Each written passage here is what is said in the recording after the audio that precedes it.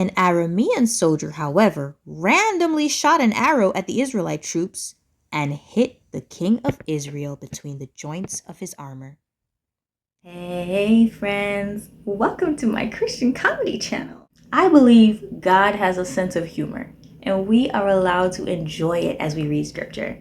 There's so many times where I'm reading the scripture and I find it to be hilarious, and I'm like, who can I share this with?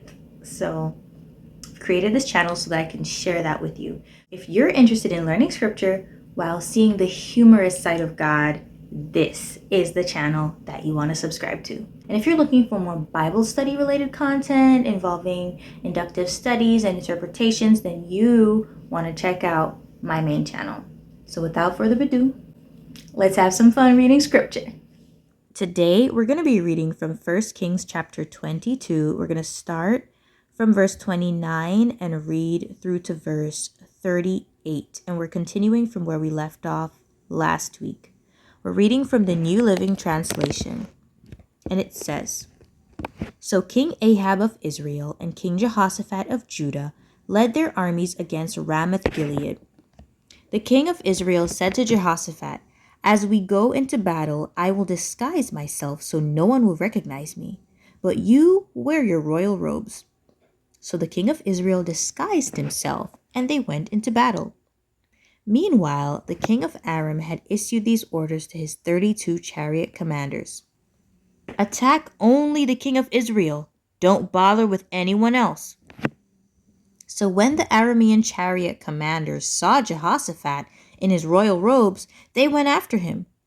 There is the king of Israel, they shouted. But when Jehoshaphat called out, the chariot commanders realized he was not the king of Israel, and they stopped chasing him. An Aramean soldier, however, randomly shot an arrow at the Israelite troops and hit the king of Israel between the joints of his armor. Turn the horses and get me out of here, Ahab groaned to the driver of his chariot. I'm badly wounded. The battle raged all that day, and the king remained propped up in his chariot facing the Arameans. The blood from his wound ran down to the floor of his chariot, and as evening arrived, he died. Just as the sun was setting, the cry ran through his troops, We're done for! Run for your lives! So the king died, and his body was taken to Samaria and buried there. Then his chariot was washed beside the pool of Samaria, and dogs came and licked his blood at the place where the prostitutes bathed, just as the Lord had promised. Wow, wow, wow. So just last week, we read where King Ahab is so confident that the 400 prophets, lying prophets at that, was telling him the truth, which is what he wanted to hear, that he was going to be able to be successful in this fight against Ramoth-Gilead.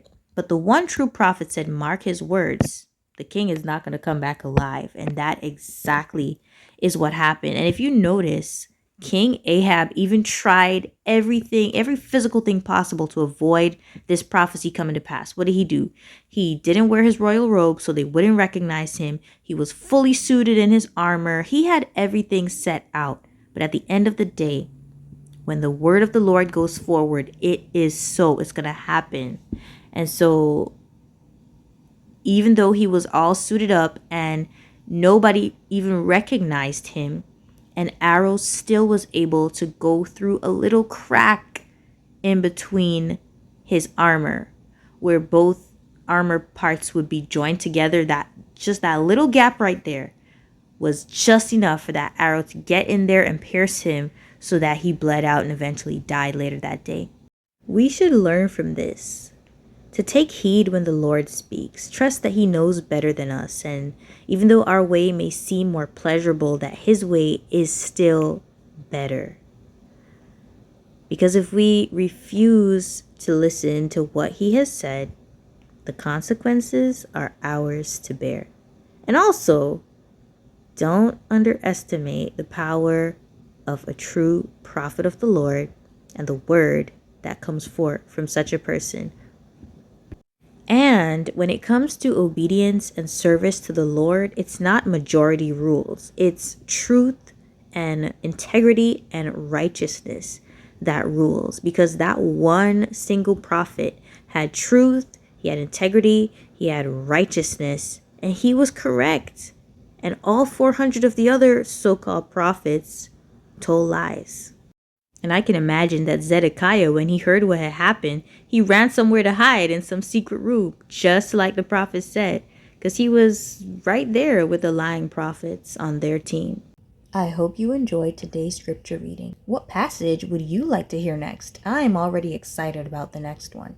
There's so much more for us to explore together.